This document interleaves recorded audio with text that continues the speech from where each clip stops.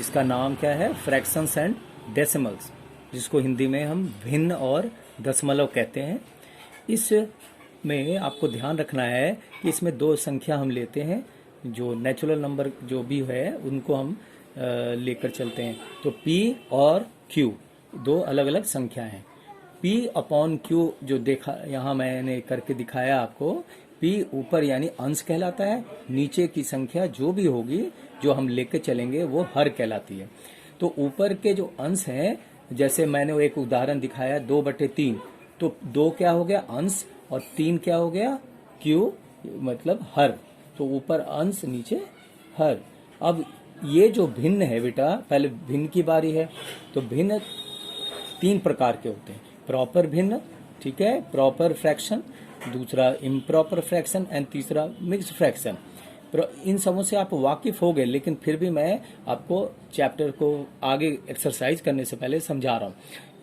जैसे 4/7 यहाँ मैंने दिखाया वो एग्जाम्पल, 1/9, 7/15 एक्सेट्रा, ये सब। तो आप देखो यहाँ पे गौर करो, ऊपर की संख्या छोटी है, कंपेयर करो तुलना से, नीचे 7 है, ऊपर 4 नीचे 7। इसी तरह से 1/9 ऊपर छोटी संख्या है, नीचे बड़ी संख्या है। इधर देखो 7/15, 7 ऊपर अंश है, नीचे हर 15 है। यानी छोटी संख्या जब ऊपर होगी नीचे बड़ी संख्या होगी, तो ऐसे को हम प्रॉपर फ्रैक्शन के नाम से पुकारते हैं। दूसरा इम्प्रॉपर फ्रैक्शन, बिल्कुल उसी के विपरीत, ऊपर बड़े संख्या नीचे छोटी संख्या, 7 ऊपर है नीचे 4 है। अगले एग्जाम्पल में जैसे इधर देखो 7/5, ऊपर बड़ी संख्या है नीचे छोटी संख्या है। इसी तरह 13/6, ये जो है इम्प्रॉपर फ्रैक्शन यानी इम्प्रॉपर भिन्न। तीसरा जो है वह है मिक्स्ड फ्रैक्शन। मिक्स्ड फ्रैक्शन में अगर आप ऊपर की संख्या को डिवाइड करते हो, तो डिवाइड करने पर जो पूर्णांक में आती है तो उसी संख्या को हम मिक्स फ्रैक्शन के नाम से पुकारते हैं। जैसे देखो मैंने यहाँ दिखाया एग्जाम्पल में 7/4, 7 को डिवाइड किया 4 से, डिवाइड करने पर देखो क्या आता है, ये पूर्णांक कैसे लिखे जाते हैं, 1.3/4, यहाँ 1.1/2। तो ये इस प्रकार की रचना जो भी है, ये these are all called mixed fraction, मिश्रित भिन्न। अब मैं एक्सरसाइज की ओर जा रहा हूँ बेटा, आपको एक्सरसाइज दिखाना चाहता हूँ। ये है 2.1 का एक्सरसाइज है, जिसमें आपके एग्जाम्पल्स बुक में, आप पहले किताब देख लो, आपके पास टेक्स्ट बुक होनी चाहिए, टेक्स्ट बुक और साथ साथ कॉपी भी। तो उसमें आप नज़र रखो, ध्यान रखो। टेक्स्ट बुक में जो एक्सरसाइज 2.1 है वहाँ देखो, उसमें लिखा है हल करो।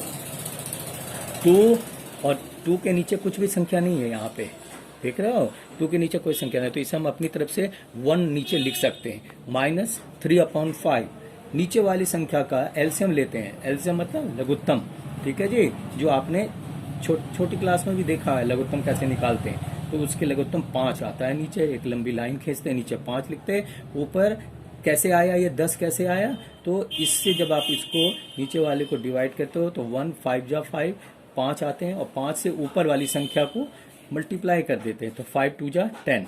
इसी तरीके से नीचे यहाँ देखो 5 है, इस 5 से इस 5 को डिवाइड करते हैं, तो 5 1 जा 5, और आया क्या 1, और 1 से मल्टीप्लाई कर दिया ऊपर की संख्या 3 से, तो 1 3 जा 3, तो ये आया 10 - 3 = 7/5। इस प्रकार से हम सॉल्व करते हैं, हल कर लेते हैं। हाँ, आपको एलसीएम तो करना आता ही है। दूसरा एग्जांपल मैं आपको फिर से दिखा रहा हूँ, 3/8 + 2/7। ये आपके एक्सरसाइज बुक में ही देख लो, बुक में ही किया हुआ है, ये एक्सरसाइज है, और मैं क्वेश्चन दिया हुआ है 3rd क्वेश्चन। तो इसके भी रिजल्टेंट वही, पहले नीचे की जो संख्या 8 और 7 उसका लघुत्तम लिया, और फिर लघुत्तम लेने के बाद नीचे कितने आते हैं, 8 7 जा 56 मैंने दिखाया यहाँ पे, तो ये, और फिर यहाँ 56 लिखा, नीचे 8 से डिवाइड किया, तो 8 से डिवाइड करोगे 56 को तो कितना आएगा, 7 बार में कटता है, और उस 7 को ऊपर की संख्या है, ऊपर कितनी है 3, तो 7 3 जा कितना होता है 21, और फिर ये प्लस की साइन है, यहाँ प्लस डालेंगे, और इसी इसी प्रोसेस को रखेंगे साथ साथ। इसे 7 जो है नीचे की संख्या, इस 7 से 56 को डिवाइड करो तो कितनी बार में जाती, तो उस नंबर से जो कटने पर आता है उसको ऊपर वाली संख्या 2 से मल्टीप्लाई करेंगे तो कितना होगा 16। तो 21 plus 16 upon 56 equal to total जब सॉल्व करते हैं तो देखोगे ऊपर वाली संख्या जुड़कर 37, नीचे 56, ये आंसर बनता है। ये हो गया आपके बेटा इसी प्रकार से आप अपनी तरफ से प्रैक्टिस करो घर पे, ठीक है। कुछ क्वेश्चन मैं कर सकता हूँ, सारे क्वेश्चन तो कर नहीं सकता, तो ये मैं वर्कशीट भी दूंगा, भेज दूंगा आपको, जिसमें से एक एक करके या किसी में से 2 क्वेश्चन ऐसे करके दिखाया है आपको। प्रोसेस आपको समझना है, घर पे अपने आप करना है, ठीक है। पहला क्वेश्चन है अवरोही क्रम में लिखो। अवरोही क्रम का मतलब होता है, आरोही का मतलब नीचे से ऊपर की तरफ जाना और अवरोही का मतलब बड़े से नीचे छोटी की तरफ आना। तो यहाँ देखो क्वेश्चन है 2/9, 2/3 एंड 8/21। इनमें कैसे देखकर आप बोलोगे कि ये कौन पहले आएगा कौन बाद में आएगा। तो यानी सबसे बड़ी संख्या कौन है उसे समझने के लिए हमें इस तरीके से करना होगा। पहले आप नीचे की संख्या का एलसीएम ले लो, तो 9 3 11 21, 9 3 21 ये है। अब अपने बुक में भी ध्यान देखो, यही क्वेश्चन है।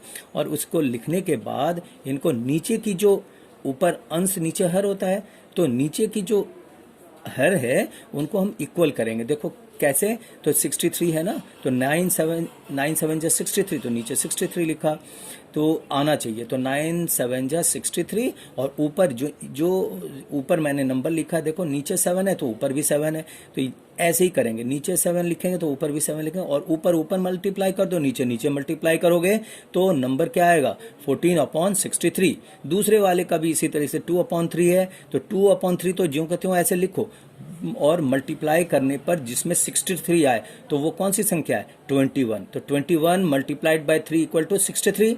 और ऊपर भी देखो तो यही 21 मैंने फिर ऊपर लिखा है, तो ये 21 2 जा मल्टीप्लाई किया तो 42, तो ये 42/63 हुआ। इसी तरह थर्ड है 8/21, तो नीचे की संख्या देखो 3 है, 3 से 21 को मल्टीप्लाई करेंगे 63 आ रहा है, ऊपर मल्टीप्लाई कर दो 24। इस प्रकार से तीनों को मैंने अरेंज कर लिया, 14/63, 42/63 एंड 24/63। इन तीनों को अरेंज करने के बाद इन्हें आप आसानी से देख सकते हो कौन सबसे बड़ी संख्या है। तो 42/63 सबसे बड़ी, उसके बाद से छोटी जो है 24/63 एंड देन 14/63।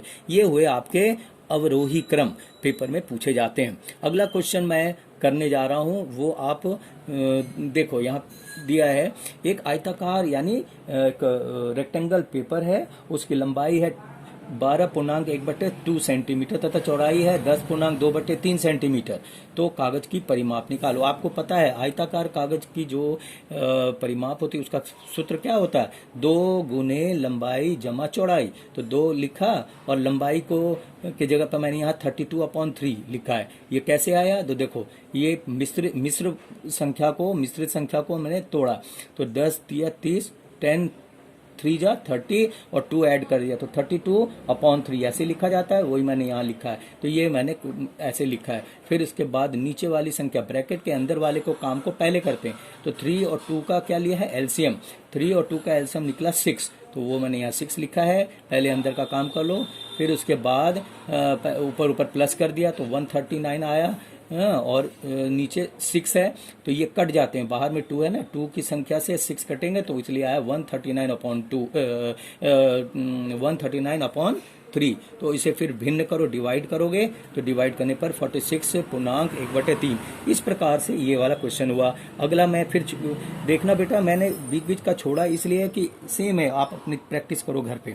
अगला 5वां क्वेश्चन है कि ऊपर त्रिभुज का चित्र दिखाया है और नीचे आयताकार वस्तु। तो पहले इन दोनों में पूछा क्या है, पूछा है इसमें किसकी परिमाप बड़ी होगी। तो चित्र में ध्यान से देखो, सभी के मेजरमेंट दिए हुए हैं, बुक में भी ध्यान से देखो। तो पहले त्रिभुज का निकालते हैं परिमाप। तो त्रिभुज के परिमाप के लिए मैंने क्या किया, तीनों भुजाओं को प्लस कर दिया। ए बी ई का परिमाप बराबर फॉर्मूला में के अनुसार भी होता है कि इन तीनों को हम प्लस कर देंगे। A b plus b e plus a e. देखो ए बी किधर है, बी ई किधर है, ए, इन सबों के मेजरमेंट को प्लस कर दिया और फिर नीचे वाली संख्या का एलसीएम लिया। एलसीएम नीचे वाली संख्या का एलसीएम लेने पर ये टोटल 20 आता है। नीचे मैंने दिखाया आपको करके 20, ऊपर ये जिस प्रकार से ऊपर मैंने सिखाया था आपको ऐसे ही है। नीचे एलसीएम को जो 20 आए हैं उसे हमें अलग अलग संख्या से डिवाइड, नीचे की संख्या से डिवाइड करें। 2 से 20 को डिवाइड करेंगे तो 2 10 जा, और 10 को 5, ऊपर वाली संख्या 5 है, 5 से मल्टीप्लाई करो तो 50 आता है। ये आया 50, इधर आया 55, 32, सेम प्रोसेस वही है। और लास्ट में आओगे यहाँ पे तो फिर देखोगे 177 177/20, जिसे डिवाइड करोगे तो 1/17/20 ये इसके आए त्रिभुज के। साथ साथ आयत की परिमाप भी नीचे के हिस्से का रह गया, उनको करो अब। तो आयत में क्या होता है परिमाप का फॉर्मूला आपको मालूम है, 2 गुने लंबाई जमा चौड़ाई। ये मैंने यहाँ भी दिखाया आपको, 2 × L+B। तो उसके हिसाब से लंबाई यहाँ मेजरमेंट गिवन है, उसको मैंने यहाँ पे पूरा किया। आयत की परिमाप 2 × L+, देखो यहाँ 11/4 + 7/6 और बाहर 2 है ये लिखा है। उसको कल करोगे, नीचे वाली संख्या का एलसीएम लिया, बाहर 2 है, नीचे 12 कट गए तो 6 आए, और ऊपर संख्या को प्लस कर दो। 47/6 इनको डिवाइड किया तो 7.5/6 ये आया। अब यहाँ पर देखने से ये पता लग जाता है, देखने से कि त्रिभुज की जो परिमाप है वो बड़ी है, और त्रिभुज की आयत की जो परिमाप है BEDC ये इसकी जो परिमाप है छोटी होती है त्रिभुज के। तो ये इस प्रकार से हम सॉल्व करेंगे, ये इसका उत्तर निकला। आगे बेटा इसी प्रकार से आप और भी क्वेश्चन है उनको करेंगे। मैं वर्कशीट आपको भेज रहा हूँ, उससे देखकर करेंगे अगली क्लास में।